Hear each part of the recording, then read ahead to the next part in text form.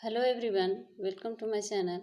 तो आइए आज मैं आप लोग के सामने लेकर के आए हैं राजनीति शास्त्र को, जिसमें राजनीति शास्त्र से कुछ क्वेश्चन को। तो यहाँ से सारे जितने भी कॉम्पिटिटिव एग्ज़ाम होते हैं सभी एग्ज़ाम में यहाँ से प्रश्न पूछे जाते हैं। बहुत ही इम्पोर्टेंट प्रश्न है। तो आइए शुरू करते हैं। आज का पहला क्वेश्चन है, जनमत पर आधारित शासन को क्या कहते हैं?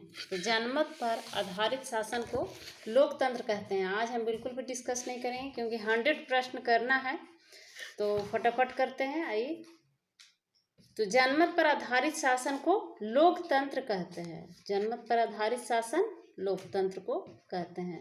सेकंड क्वेश्चन है, लोकतंत्र की सफलता के लिए कौन सी शर्त सर्वाधिक महत्वपूर्ण है? तो लोकतंत्र की सफलता के लिए सबसे महत्वपूर्ण शर्त है शिक्षित एवं प्रबुद्ध जनता। शिक्षित एवं प्रबुद्ध जनता ही लोकतंत्र की सफलता का सर्वाधिक महत्वपूर्ण शर्त है। नेक्स्ट क्वेश्चन है, अप्रत्यक्ष लोकतंत्र में कौन शासन करता है? तो अप्रत्यक्ष लोकतंत्र में जनप्रतिनिधि शासन करता है। जनप्रतिनिधि ही अप्रत्यक्ष लोकतंत्र में शासन करता है। क्वेश्चन नंबर 4, अप्रत्यक्ष लोकतंत्र के मूलभूत आधार क्या है? तो अप्रत्यक्ष लोकतंत्र के मूलभूत आधार है मताधिकार। मूलभूत अधिकार लोकतंत्र का, अप्रत्यक्ष लोकतंत्र का मूलभूत अधिकार मताधिकार ही है। क्वेश्चन नंबर 5, मतदान में भाग लेने वालों को क्या कहते हैं? तो मतदान में जो भाग लेते हैं उन्हें मतदाता या निर्वाचक कहते हैं। मतदाता या निर्वाचक, जो मतदान में भाग लेते हैं उन्हें मतदाता कहते हैं या फिर निर्वाचक कहते हैं। क्वेश्चन नंबर 6, जब मतदाता प्रत्यक्ष रूप में अपने प्रतिनिधियों का निर्वाचन करते हैं तो वह प्रक्रिया क्या कहलाती है? तो जब मतदाता प्रत्यक्ष रूप में अपने प्रतिनिधियों का निर्वाचन करते हैं तो वह प्रक्रिया प्रत्यक्ष निर्वाचन प्रक्रिया कहलाती है। प्रत्यक्ष निर्वाचन प्रक्रिया, जब मतदाता प्रत्यक्ष रूप से अपने प्रतिनिधियों को निर्वाचन करते हैं, चुनते हैं, तो प्रत्यक्ष निर्वाचन प्रक्रिया कहलाती है। क्वेश्चन नंबर 7, जब निर्वाचित प्रतिनिधि अपने प्रतिनिधि का निर्वाचन करते हैं, जब निर्वाचित प्रतिनिधि अपने प्रतिनिधि का निर्वाचन करते हैं तो वह प्रक्रिया क्या कहलाती है? तो वह प्रक्रिया अप्रत्यक्ष निर्वाचन कहलाती है। जब निर्वाचित प्रतिनिधि अपने प्रतिनिधि का, जो निर्वाचित होकर के जनता द्वारा जो निर्वाचित होकर के प्रतिनिधि हो जाते हैं सांसद में, चुन करके निर्वाचित होकर के, और वो अपना प्रतिनिधि चुनते हैं, तो वह अप्रत्यक्ष निर्वाचन कहलाता है। क्वेश्चन नंबर 8, जिस मतदान में मतदाता प्राथमिकता के अनुसार मतदान करते हैं उसे क्या कहा जाता है? तो जिस मतदान में मतदाता प्राथमिकता के अनुसार मतदान करते हैं उसे अनुपातिक एकल संक्रमणीय मतदान प्रणाली कहा जाता है। अनुपातिक एकल संक्रमणीय मतदान प्रणाली। क्वेश्चन नंबर 9, भारत में लोकतंत्रात्मक राज की प्रमुख विशेषता क्या है? तो भारत में लोकतंत्रात्मक राज की प्रमुख विशेषता है वयस्क मताधिकार। वयस्क मताधिकार 18 साल जिनका पूरा हो जाता है या फिर 18 साल से ऊपर की आयु वाले व्यक्ति को वयस्क मताधिकार देने का अधिकार होता है, उसी को वयस्क मताधिकार कहा जाता है। क्वेश्चन नंबर 10, सामाजिक समता किस प्रकार की शासन पद्धति के लिए एक मुख्य आधार है? तो सामाजिक समता लोकतंत्र शासन पद्धति के लिए एक मुख्य आधार है। लोकतंत्र शासन पद्धति के लिए। क्वेश्चन नंबर 11, लोकतंत्र जनता द्वारा तथा जनता के लिए शासन, यह कथन किसका है? तो लोकतंत्र जनता का जनता द्वारा तथा जनता के लिए शासन है अब्राहम लिंकन का कथन है। अब्राहम लिंकन ने कहा था कि लोकतंत्र जनता का, जनता द्वारा जनता के लिए शासन है। क्वेश्चन नंबर 12, प्रजातंत्र वह शासन है जिसमें प्रत्येक व्यक्ति का एक हिस्सा होता है, यह कथन किसका है? तो प्रजातंत्र वह शासन है जिसमें प्रत्येक व्यक्ति का एक हिस्सा होता है, यह कथन सीले का है। सीले ने ही कहा था कि प्रजातंत्र वह शासन है जिसमें प्रत्येक व्यक्ति का एक हिस्सा होता है। नेक्स्ट क्वेश्चन नंबर 13, किस विचारक ने लोकतंत्र को शासन का एक विकृत रूप कहा है? तो लोकतंत्र के शासन का लोकतंत्र के शासन का एक विकृत रूप कहा है प्लेटो ने लोकतंत्र के शासन का एक विकृत रूप कहा है। क्वेश्चन नंबर 14, लोकतंत्र को सर्वोत्तम शासन तंत्र किसने कहा था? तो लोकतंत्र को सर्वोत्तम शासन तंत्र वेंथम ने कहा था। वेंथम ने ही कहा था लोकतंत्र को सर्वोत्तम शासन तंत्र। क्वेश्चन नंबर 15 को देखते हैं। लोकतंत्र को मूर्खों का शासन किसने कहा था? तो लोकतंत्र को मूर्खों का शासन प्लेटो और अरस्तु ने कहा था। प्लेटो और अरस्तु ने कहा था लोकतंत्र को मूर्खों का शासन कहा था। क्वेश्चन नंबर 16, मनुष्य स्वतंत्र पैदा होता है लेकिन वह सर्वत्र बंधनों में बंधा रहता है। यह कथन किसका है? तो रूसो का यह कथन है कि मनुष्य स्वतंत्र पैदा लेता है लेकिन वह उसका पैर में बंधा हुआ है, जकड़ा पैर जो है बंधा हुआ है, तो सर्वत्र बंधनों में बंधा रहता है। यह कथन रूसो का है। क्वेश्चन नंबर 17, मनुष्य एक सामाजिक प्राणी है किसने कहा था? तो अरस्तु ने कहा था कि मनुष्य एक सामाजिक प्राणी है। यह कथन अरस्तु का है कि मनुष्य एक सामाजिक प्राणी है। क्वेश्चन नंबर 18, चुनाव क्षेत्रों का निर्धारण करने की जिम्मेदारी किसकी होती है? तो चुनाव क्षेत्रों का निर्धारण करने का जिम्मेदारी निर्वाचन आयोग को होती है। निर्वाचन आयोग ही निर्धारण करता है चुनाव क्षेत्रों का। क्वेश्चन नंबर 19, भारत में निर्वाचित करने वाली संस्था का क्या नाम है? तो भारत में निर्वाचित करने वाली संस्था को निर्वाचन आयोग नाम है। निर्वाचन आयोग भारत में निर्वाचित करने वाली संस्था का नाम है। नेक्स्ट क्वेश्चन नंबर 20, भारत में चुनाव चिन्ह कौन प्रदान करता है? तो भारत में चुनाव चिन्ह मुख्य निर्वाचन आयुक्त प्रदान करता है। मुख्य निर्वाचन आयुक्त भारत में चुनाव चिन्ह को प्रदान करता है। क्वेश्चन नंबर 21, राज्य स्तर पर चुनाव अधिकारी को क्या कहा जाता है? तो मुख्य निर्वाचन पदाधिकारी कहा जाता है राज्य स्तर पर चुनाव अधिकारी को। राज्य स्तर पर चुनाव अधिकारी को मुख्य निर्वाचन पदाधिकारी कहा जाता है। क्वेश्चन नंबर 22, भारत में मतदान कराने की जिम्मेदारी किस पदाधिकारी को है? तो भारत में मतदान कराने की जिम्मेदारी मुख्य निर्वाचक आयुक्त को होता है। मुख्य निर्वाचक आयुक्त ही भारत में मतदान कराता है। क्वेश्चन नंबर 23, भारत में निर्वाचन आयुक्त की नियुक्ति कौन करता है? तो भारत में निर्वाचन आयुक्त की नियुक्ति राष्ट्रपति करते हैं भारत में निर्वाचन आयुक्त की नियुक्ति। क्वेश्चन नंबर 24, व्यक्ति का सबसे महत्वपूर्ण राजनीतिक अधिकार क्या है? तो मत देने का अधिकार सबसे महत्वपूर्ण राजनीतिक अधिकार है। किसी भी व्यक्ति का सबसे महत्वपूर्ण अधिकार है मत देने का अधिकार। राजनीतिक अधिकार सबसे महत्वपूर्ण राजनीतिक अधिकार है व्यक्ति का मत देने का अधिकार। क्वेश्चन नंबर 25, भारतीय संविधान का कौन सा अनुच्छेद वोट देने के अधिकार को प्रदान करता है? तो भारतीय संविधान का अनुच्छेद 326 अनुच्छेद है वो अधिकार प्रदान करता है। भारतीय संविधान का अनुच्छेद 326 अधिकार प्रदान करता है वोट देने का। 326 के द्वारा ही वोट देने का अधिकार हर व्यक्ति का अधिकार है। क्वेश्चन नंबर 26, हमारे संविधान में अधिक अधिकार किस में निहित है? तो हमारे संविधान में सबसे ज़्यादा अधिकार केंद्र सूची में है। केंद्र सूची में सबसे ज़्यादा अधिकार है, अधिक अधिकार है। क्वेश्चन नंबर 27, भारतीय संविधान के अनुसार संप्रभुता कहाँ निहित है? तो भारतीय संविधान के अनुसार संप्रभुता जनता में निहित होता है। जनता में ही संप्रभुता निहित होता है भारतीय संविधान के अनुसार। क्वेश्चन नंबर 28, भारत की एक प्रमुख राजनीतिक समस्या बताएं। तो भारत की एक प्रमुख राजनीतिक समस्या है बूथ छापामारी। बूथ पे छापामारी भारत की एक प्रमुख राजनीतिक समस्याएं हैं। 29, भारतवर्ष में मतदान की आयु कितनी है? तो उम्र, मतदान देने की उम्र।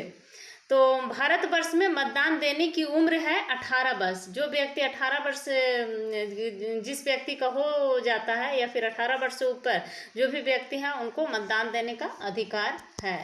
तो 18 वर्ष से भारत में मतदान देने की आयु। क्वेश्चन नंबर 30 को देखते हैं। भारतीय संविधान का जनक किसे कहा जाता है? तो भारतीय संविधान का जनक डॉक्टर भीमराव अंबेडकर को कहा जाता है। डॉक्टर भीमराव अंबेडकर को भारतीय संविधान का जनक कहा जाता है। क्वेश्चन नंबर 31, संविधान सभा ने प्रारूप समिति का गठन कब किया? तो संविधान सभा ने प्रारूप समिति का गठन 29 अगस्त 1947 को किया था। 29 अगस्त 1947 ईस्वी को संविधान सभा ने प्रारूप समिति का गठन किया था। प्रारूप समिति का गठन संविधान सभा में 29 अगस्त 1947 ईस्वी को किया था। क्वेश्चन नंबर 32 को देखते हैं। संविधान प्रारूप समिति के अध्यक्ष कौन निर्वाचित हुए हैं? तो संविधान प्रारूप समिति के अध्यक्ष डॉक्टर भीमराव अंबेडकर थे। डॉक्टर भीमराव अंबेडकर प्रारूप समिति के अध्यक्ष थे। प्राथमिक शिक्षक नियुक्ति प्रारंभिक परीक्षा में भी यह क्वेश्चन आया हुआ है। क्वेश्चन नंबर 33 को देखते हैं।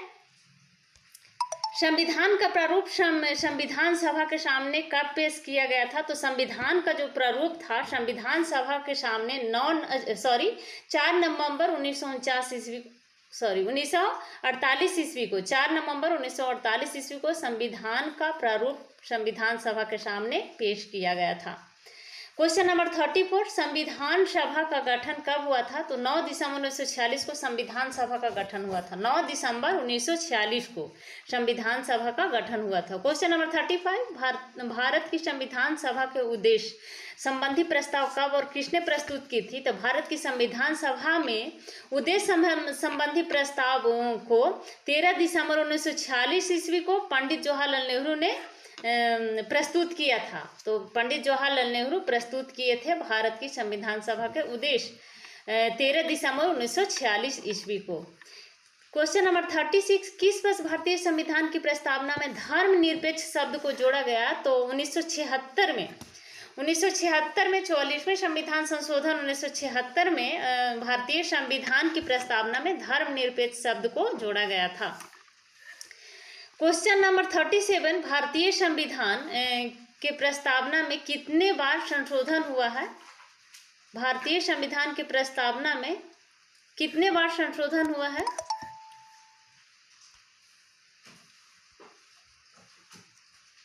तो भारतीय संविधान के प्रस्तावना में एक बार, प्रस्तावना की बात हो रही है तो एक बार संशोधन हुआ है। नेक्स्ट क्वेश्चन है 38 को देखते हैं। तो संविधान का कौन सा भाग संविधान निर्माताओं के मनोभाव एवं आदर्श व्यक्त करता है? तो प्रस्तावना। संविधान का प्रस्तावना जो है वही संविधान निर्माता के मनोभाव को आदर्शों को व्यक्त करता है, प्रस्तावना। क्वेश्चन नंबर 39, भारतीय संविधान की प्रस्तावना किन शब्दों से शुरू होती है? तो हम भारतीय संविधान की प्रस्तावना हम भारत के लोग से शुरू होती है। क्वेश्चन नंबर 40, भारतीय संविधान में आर्थिक सामाजिक न्याय की व्यवस्था कहाँ की गई है? तो भारतीय संविधान में आर्थिक सामाजिक न्याय की व्यवस्था मौलिक अधिकार, नीति निर्देशक तत्व एवं प्रस्तावना तीनों में की गई है। मौलिक अधिकार, नीति निर्देशक तत्व एवं प्रस्तावना तीनों में भारतीय संविधान में आर्थिक सामाजिक न्याय की व्यवस्था की गई है। क्वेश्चन नंबर 41, निर्देशक तत्वों का उल्लेख संविधान के किस भाग में है? तो निर्देशक तत्वों का उल्लेख संविधान के चौथे भाग में है। संविधान के भाग 4 में निर्देशक तत्वों का उल्लेख है। संघ या संगठन बनाना किस प्रकार का मौलिक अधिकार है? तो संघ या संगठन बनाना स्वतंत्रता का अधिकार है। स्वतंत्रता के अधिकार से ही संघ या संगठन बनाने का मौलिक अधिकार दिया गया है। स्वतंत्रता के अधिकार से संघ या संगठन बनाने का अधिकार है।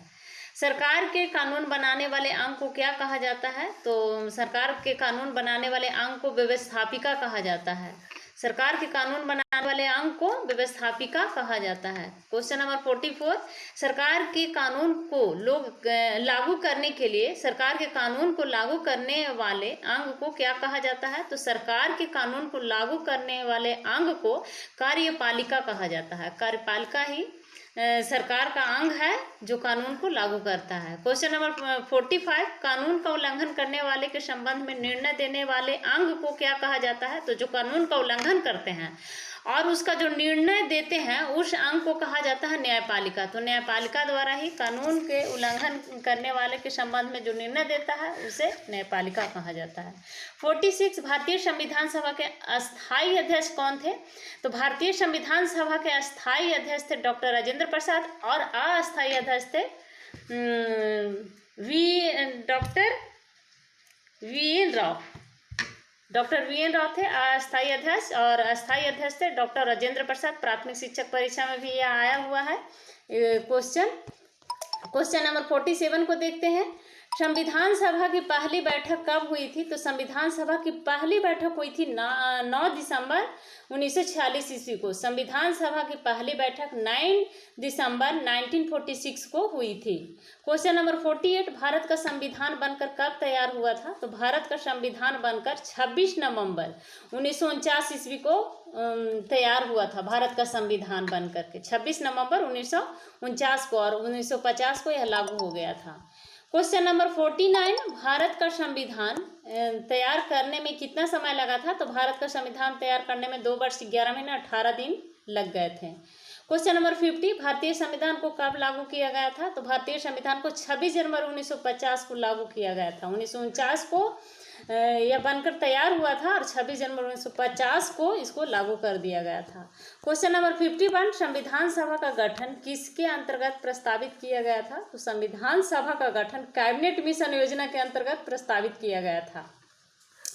क्वेश्चन नंबर 52, भारतीय सभा के अध्यक्ष ने किस तिथि को संविधान पर हस्ताक्षर किया? तो संविधान सभा के अध्यक्ष ने 26 जनवरी 1950 को संविधान पर हस्ताक्षर किया था। क्वेश्चन नंबर 53, भारत में संविधान में संशोधन प्रस्ताव की पहल कौन करता है? तो भारत में संविधान में संशोधन प्रस्ताव की पहल संसद के दोनों सदन, राज्यसभा और लोकसभा, दोनों सदन के करते हैं, और राष्ट्रपति भी तीनों मिलकर के भारत के संविधान में संशोधन का प्रस्ताव पहल करते हैं।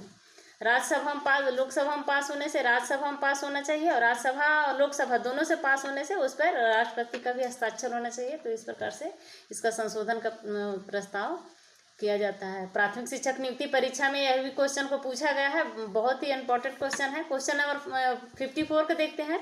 भारत किस तिथि को गणतंत्र बना? तो 26 जनवरी 1950 को भारत गणतंत्र बना था। 26 जनवरी 1950 को, यह भी बहुत ही इंपॉर्टेंट क्वेश्चन है।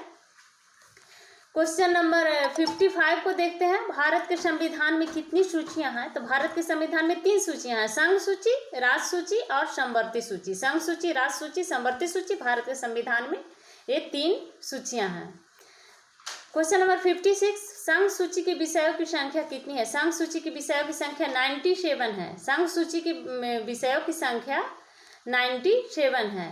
क्वेश्चन नंबर 57, राज्य सूची के विषयों की संख्या 66, राज्य सूची के विषयों की संख्या 66 है। और क्वेश्चन नंबर 58 में संवर्ती सूची के विषयों की संख्या कितनी है? तो संवर्ती सूची में 47, संघ सूची में 97, राज्य सूची में 66 और संवर्ती सूची में 47। संघीय सूची के प्रमुख विषय कौन कौन से हैं? तो संघीय सूची के प्रमुख विषय हैं विदेश नीति, मुद्रा, सिक्के, रेल, डाक, तार, तीनों सेनाएं और जनगणना। यह संघ सूची के प्रमुख विषय है। विदेश नीति, मुद्रा, सिक्के, रेल, डाक, तार, तीनों सेनाएं और जनगणना, यह संघीय सूची के प्रमुख विषय है। क्वेश्चन नंबर 60, राज्य सूची के प्रमुख विषय कौन कौन से हैं? तो राज्य सूची के प्रमुख विषय है पुलिस, प्रांतीय लोक सेवा और शिक्षा। पुलिस, प्रांतीय लोक सेवा और शिक्षा राज्य सूची के प्रमुख विषय में से है। क्वेश्चन नंबर 61, संवर्ती सूची के प्रमुख विषय में से कौन कौन से हैं? तो संवर्ती सूची के प्रमुख विषय फौजदारी कानून हो गया, दीवानी कानून हो गया, और विवाह हो गया, तलाक हो गया, पंच फैसला हो गया। तो संवर्ती सूची के अंतर्गत ये सब आता है। क्वेश्चन नंबर 62 को देखते हैं। संघ सूची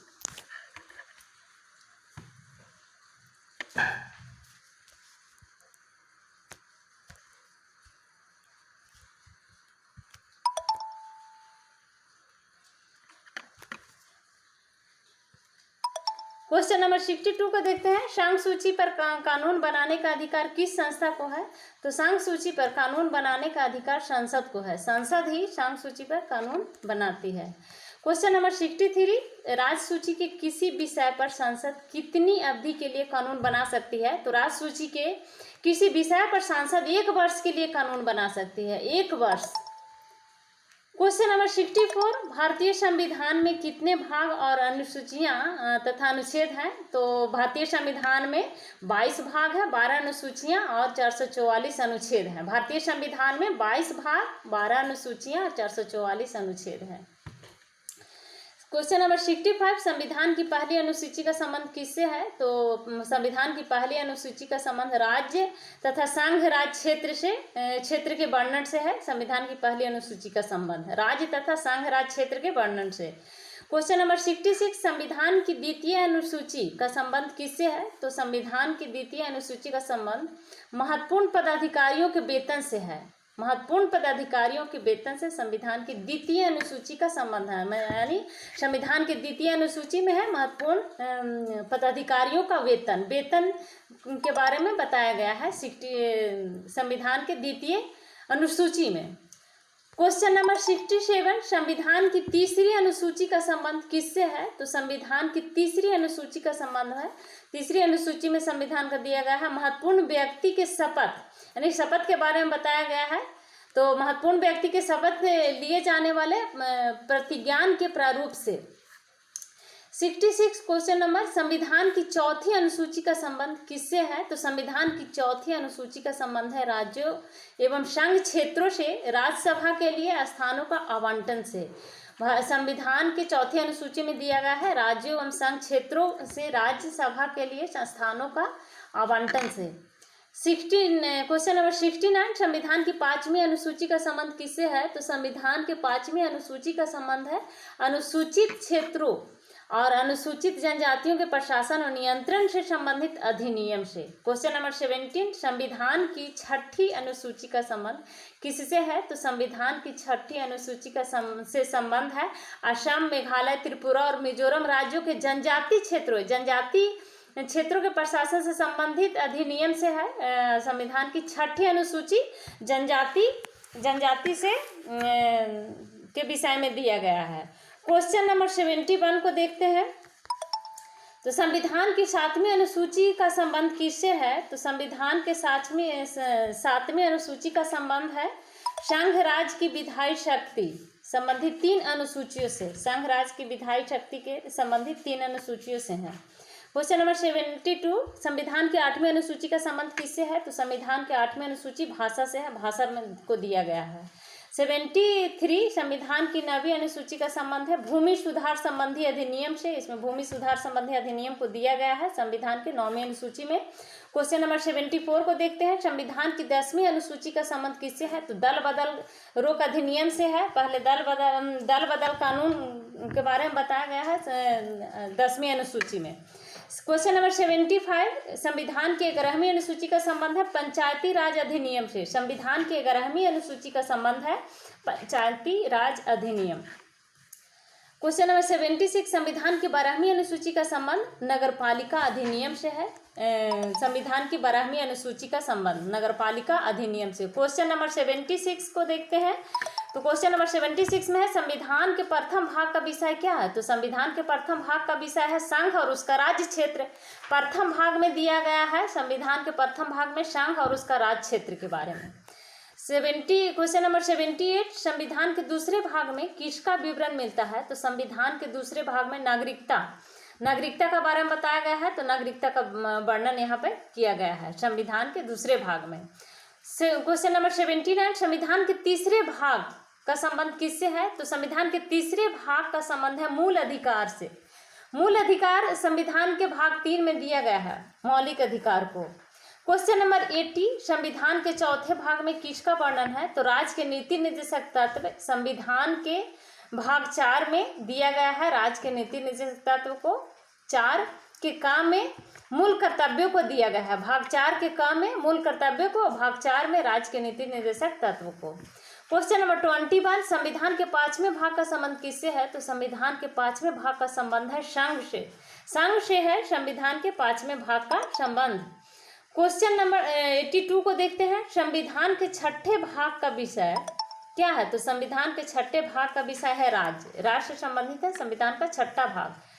क्वेश्चन नंबर 83, संविधान के 7वें भाग में किसका वर्णन है? तो संविधान के 7वें भाग में प्रथम अनुसूची के राज्य भाग खा में राज्य यदि 7वें संशोधन द्वारा लगाए गए थे। संविधान के 7वें संविधान संशोधन द्वारा इसको लगाया गया था।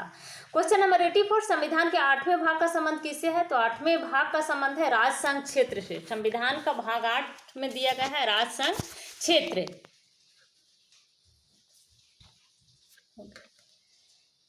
क्वेश्चन नंबर 86, संविधान के 10वें भाग का विषय क्या है? तो संविधान के 10वें भाग का विषय है अनुसूचित और जनजाति क्षेत्र। अनुसूचित और जनजाति क्षेत्र से संबंधित विषय के बारे में बताया गया है संविधान के 10वें भाग में।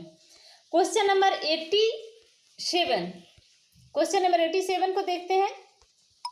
तो संविधान के 11वें भाग का विषय क्या है? तो संविधान के 11वें भाग का विषय है संघ और राज्यों के बीच संबंध। संघ और राज्यों के बीच संबंध के बारे में बताया गया है भाग 11वें में। क्वेश्चन नंबर 88, संविधान के 12वें भाग का विषय क्या है? तो संविधान के 12वें भाग का विषय है वित्त, संपत्ति, संविदाएं और वाद। वित्त, संपत्ति, संविदाएं और वाद संविधान के 12वें भाग का विषय है। क्वेश्चन नंबर 89, संविधान के 13वें भाग का विषय क्या है? तो भारत के राज्य क्षेत्र के भीतर व्यापार, वाणिज्य और समागम के 13वें भाग के विषय में दिया गया है। क्वेश्चन नंबर 90 को देखते हैं। तो क्वेश्चन नंबर 90 में संविधान के 14वें भाग का विषय क्या है? तो संविधान के 14वें भाग का विषय है संघ और राज्यों के अधीन सेवाएं तथा 14 के काम में दिया गया है अधिकरण। भाग 14 में दिया गया है संघ और राज्यों के अधीन सेवाएं और 14 के काम में अधिकरण को दिया गया है। क्वेश्चन नंबर 91, संविधान के 15वें भाग का विषय क्या है? तो संविधान के 15वें भाग में दिया गया है निर्वाचन। निर्वाचन के बारे में बताया गया है संविधान के 15वें भाग को। क्वेश्चन नंबर 92 को देखते हैं। तो क्वेश्चन नंबर 92 के में दिया हुआ है संविधान के 16वें भाग का विषय क्या है? तो संविधान के 16वें भाग का विषय है कुछ वर्गों के संबंध में विशेष उपबंध। कुछ वर्गों के संबंध में विशेष उपबंध को दिया गया है 16वें भाग में, संविधान के 16वें भाग में। क्वेश्चन नंबर 93, संविधान के 17वें भाग का विषय क्या है? तो संविधान के 17वें भाग का विषय है राजभाषा। राजभाषा को दिया गया है संविधान के 17वें भाग में। क्वेश्चन नंबर 94, संविधान के 18वें भाग का विषय क्या है? तो संविधान के 18वें भाग का विषय है आपात उपबंध। आपात उपबंध को दिया गया है भाग 18 में। संविधान के भाग 18 में आपात उपबंध को दिया गया है। क्वेश्चन नंबर 95, संविधान के 19वें भाग का विषय क्या है? तो संविधान के 19वें भाग का विषय है प्रकीर्ण। प्रकीर्ण है संविधान के 19वें भाग का विषय। 96 में दिया है संविधान के 20वें भाग का विषय क्या है? तो संविधान के 20वें भाग का विषय है संविधान का संशोधन। भाग 20 में दिया गया है संविधान के संशोधन के बारे में, जो 368 के आर्टिकल 368 द्वारा संविधान में संशोधन कर सकते हैं, यह दिया गया है संविधान में। तो भाग 20 में दिया गया है संविधान का संशोधन। क्वेश्चन नंबर 97, संविधान के 21वें भाग का विषय क्या है? तो संविधान के 21वें भाग का विषय है अस्थायी संक्रमणकालीन और विशेष उपबंध। संविधान का विशेष उपबंध यह दिया गया है संविधान के भाग 21 में। क्वेश्चन नंबर 98, संविधान के 22वें भाग का विषय क्या है? तो संविधान का 22वें भाग का विषय है संक्षिप्त नाम, प्रारंभ, हिंदी में प्राधिकृत पाठ और निरसन। क्वेश्चन नंबर 99 को देखते हैं। भारतीय संविधान की प्रकृति क्या है? तो भारतीय संविधान की प्रकृति है एकात्मक एवं संघात्मक। भारतीय संविधान की प्रकृति क्या है? एकात्मक और संघात्मक। क्वेश्चन नंबर 100, लास्ट क्वेश्चन है, भारत के संविधान में कितने मूल अधिकारों का प्रावधान है? तो भारत के संविधान में 6 मूल अधिकार है। 6 मूल अधिकारों का प्रावधान दिया गया है भारत के संविधान में। 6 मौलिक अधिकार है। पहले 7 मौलिक अधिकार थे, लेकिन मौलिक अधिकार से संपत्ति के अधिकार को हटा दिया गया है और इसको कानूनी अधिकार दे दिया गया है संपत्ति के अधिकार को। तब मौलिक अधिकार में कुल 6 अधिकार दिया गया है, प्रावधान किया गया है। तो ये थे आज के हमारे 100 क्वेश्चन जो सारे कॉम्पिटिटिव एग्जाम में पूछे जाते हैं। Thank you. वीडियो सब्सक्राइब करें, लाइक करें, वीडियो सब्सक्राइब करना ना भूलें और लाइक ज़रूर करें। Thank you.